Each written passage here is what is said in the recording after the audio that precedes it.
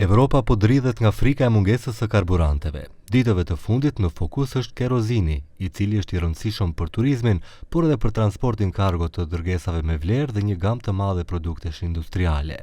Paralajmërimi më i ri për mungesë të këtij karburanti, por edhe të dizelit, erdhi nga ministri austriak i ekonomisë, energjisë dhe turizmit. Ndërprerjet në furnizime gjatë javëve të fundit po arrin edhe në Europë me vonesë kohore dhe mund të përballeni me mungesë prej rreth 5% dizel dhe 15% kerozin për shkak të uljes së furnizimeve. Ministri austriak tha se qytetarët duhet të kursejnë në konsumin e energjisë, por nuk paralajmëroi kufizime për furnizim me karburant për qytetarët e vendeve fqinje.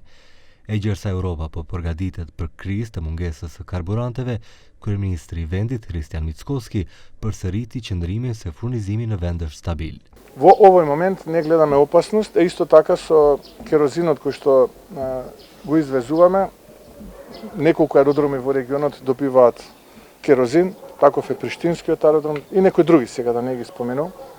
Така што во овој момент факт број 1 е дека граѓаните кај нас користат најевтини горива во регионот и факт број 2 имаме доволно количини и сега за сега не гледаме никаков предизвик кој што е поврзан со недостаток. Доколку се случи таков предизвик, тогаш навремено ќе се препакуваме и ќе спремеме нова стратегија.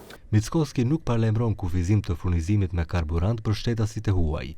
Ai njoftoi se të hënën në Komisionin Rregullator për Energjetik do dorëzohet qëndrimi i qeverisë për uljen e akcizës.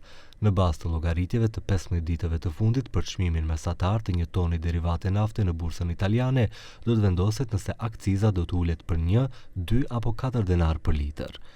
Ndërkohë, për problemet me karburantin avionëve në Europë, foli edhe drejtori i Agjencisë Ndërkombëtare të Energjisë, Fatih Birol.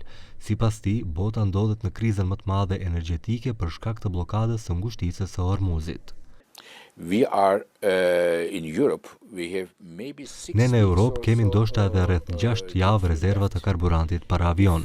Nëse nuk arrim të hapim ngushticën e Hormuzit, nëse si rezultat rafinerit ndalojnë punën, mund të them se së shpejti do të dëgjojmë lajme se disa fluturime nga qyteti A në qytetin B mund të anulohen për shkak të mungesës së karburantit për avion. Pra, dy probleme të mëdha. Së pari, çmimet e larta dhe së dyti, disponueshmëria e gazit, e karburantit për avion, e dizelit dhe të tjera. Mickoski përsëriti se shteti nuk i ka prekur as pak rezervat shtetërore të naftës, të cilat kanë sasi për 62 ditë nevojë ditore të vendit, dhe se ka derivate në përquesin Selanik Shkup për disa javë. Kompanitë e naftës kanë rezerva operative për 5 ditë, si dhe rezerva komerciale deri në 2 javë.